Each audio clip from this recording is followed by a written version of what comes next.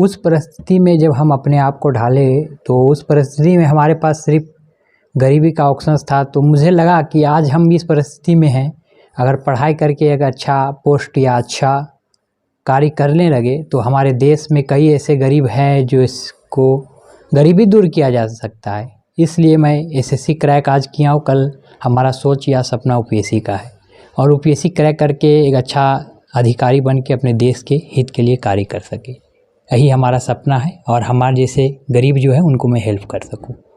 Help में सबसे बड़ा योगदान हमारे जो पास अभी हैं सांसद प्रतिनिधि जो ईश्वर भैया अभी सामने हैं, वो सबसे बड़ा उनका योगदान रहा। वो जहाँ जहाँ वो खबर किए उनके द्वारा हेल्प किया गया, एनटीपीसी हो या सीसीएल हो या सांसद महोदय हो, हर तरह से हेल्प मुझे मिला, जिसके बदौलत आज मैं एसएससी का एग्ज़ाम निकाल करके इनकम डिपार्टमेंट में नौकरी हासिल कर लिया हूँ।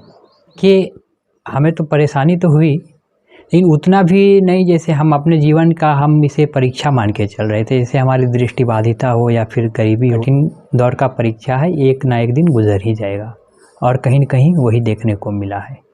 उस वक्त परिस्थितियाँ तो काफ़ी विकट हो गई थी, लेकिन हमारे साथ ईश्वर भैया ने काफ़ी दिया, जिसके बलबूते हम आज यहाँ तक पहुँच गए हैं। मेहनत आप कीजिए, सफलता आपको हर हाल में मिलेगा। चाहे मंजिल कितनी भी ऊंची हो, रास्ते हमेशा पैर के नीचे होती है। मेहनत से कभी हार नहीं मानना चाहिए। बस उनकी पढ़ाई जारी है, उनके भी कंपटीशन का एसएससी का तैयारी कर रहा है और एसएससी का फॉर्म वो भी अप्लाई किए हैं। उम्मीद है कि शायद इस बार हो जाए, भगवान से प्रार्थना है उनके लिए, क्योंकि वो भी काफ़ी मेहनत कर रहे हैं। देखिए, सबसे बड़ी बात यह है कि सोमेश की सफलता पर हम सभी को गर्व है। इसके पहले जो विषम परिस्थिति बना, उसके सामने मैं कहना चाहता हूं कि इसके पिताजी पहले ही गुजर चुके थे। कोविड के समय इनकी देखभाल करने वाली एक माता थी, वह भी गुजर गई।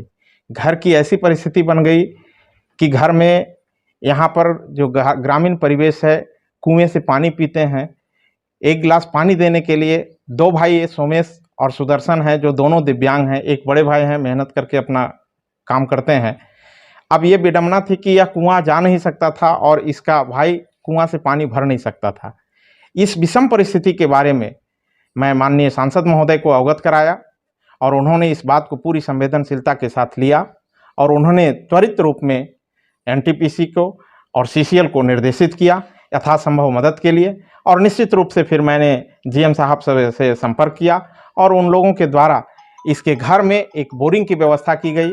और सोमेश की पढ़ाई की दिल्ली इच्छा थी कि मैं आगे की पढ़ाई करूं।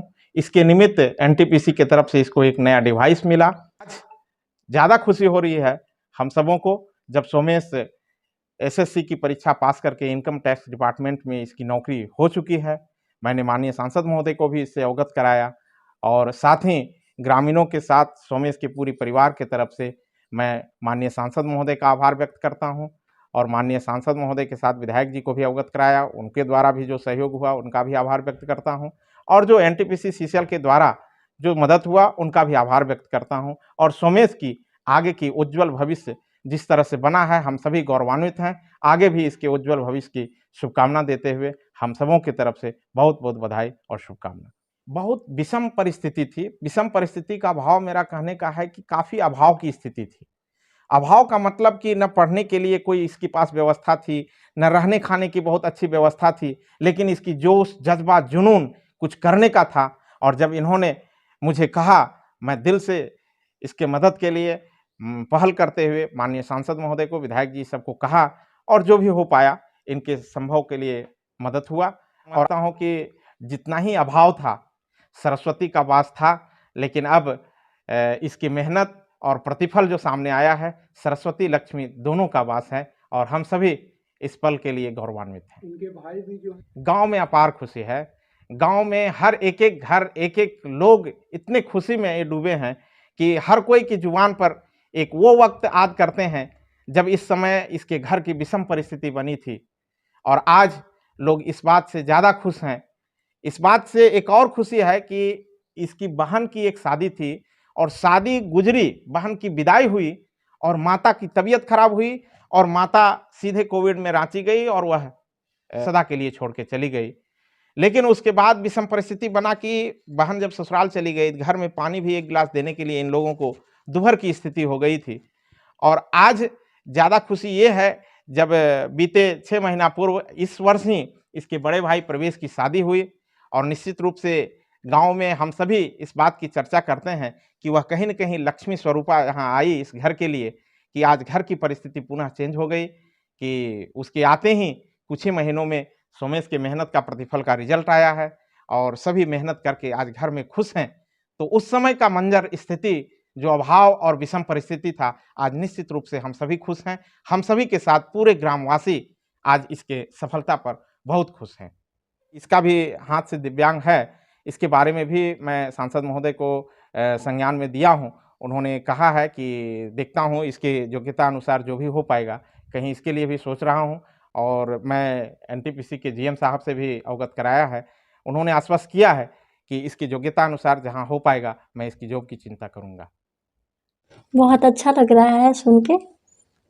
बहुत मेहनत की और मतलब मेहनत की तो उनको उनका फल मिल गया। लोग कहते हैं कि जैसे कि वो कुछ कर नहीं सकते हैं, बहुत लोग कहते हैं जैसे देख ऐसे हो रहे, लेकिन वो मतलब किसी को देखे ये नहीं है सही, उनको अब दुनिया देखेगा, बस यही हमको बहुत खुशी हुआ।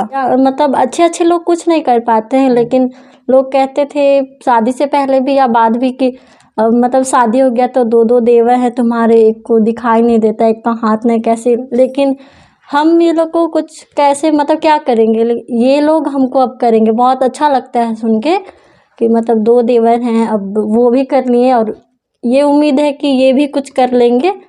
दोनों को जैसे हम अपने घर में अपने भाई को मैनेज करते थे, जैसे लगता ही नहीं है जैसे देवर है, लगता है मेरे 2 भाई हैं अपने छोटे।